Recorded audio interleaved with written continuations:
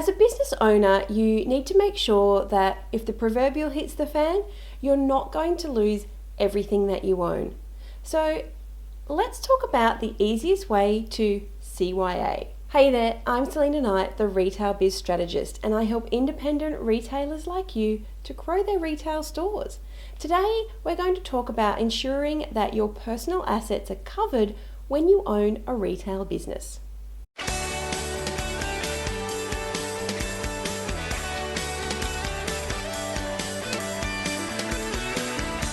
There's a phrase we use in life, especially in business, CYA, or cover your butt. Today's episode is not about talking about the legal implications of the type of business that you should set up, whether it's a sole trader or a company or a partnership. Today we're talking about insurance. Now, before you start, let me just say that you can take all of the insurance out in the world, but you cannot absolve yourself of responsibility. So let's talk about what you should be covering in your retail business. First up, public liability. This insurance covers you for financial risk of being found liable to a third party for death or injury, or loss or damage of property, or economic loss resulting from your negligence. Do you need this if you're an online store? Well, yes. In the worst case scenario, you are the first person that legal action will be taken against. It's important to note that public liability insurance only covers claims made by people outside of your business, not those made by your own employees. And when it comes to covering people in your employment, you'll need to have workers' compensation insurance. This covers the payment of workers' wages whilst they're not fit for work, and it also covers medical expenses and rehabilitation costs to employees if they are injured at work or if they become sick due to their work. Now, here in Australia, if you pay more than $7,500 of wages per year, then you are liable to have workers' compensation for all employees. Now, do you also offer services?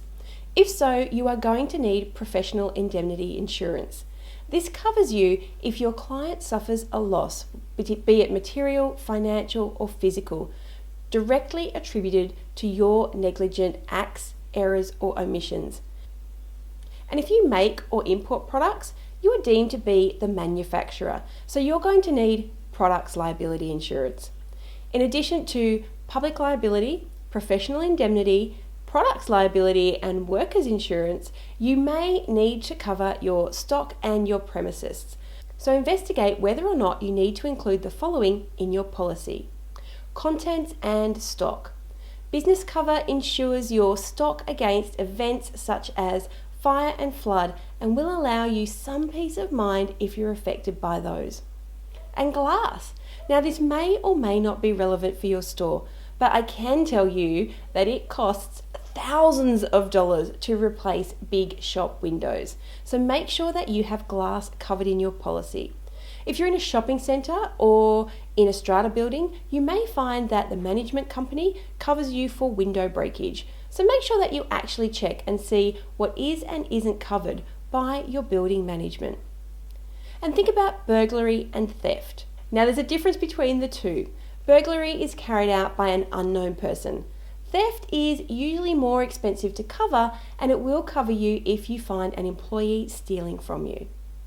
And then there's business interruption. It's an insurance that covers the loss of income that a business suffers after a disaster. And this insurance will help you to pay the fixed costs that your company is obligated to pay even though your business can't operate.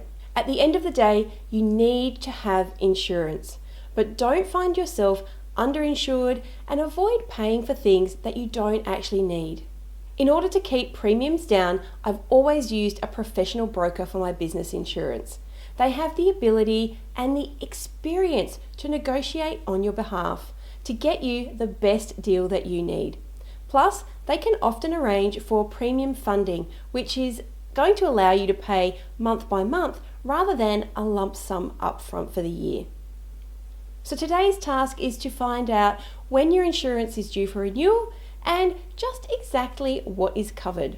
When you know what's covered, schedule in a time to review what you need and what you don't need. So do you think that there's an insurance that I've missed out on that you must have in business? Head on over and let me know to selinaknight.com/retail57 and join in the chat. Until next week, be profitable.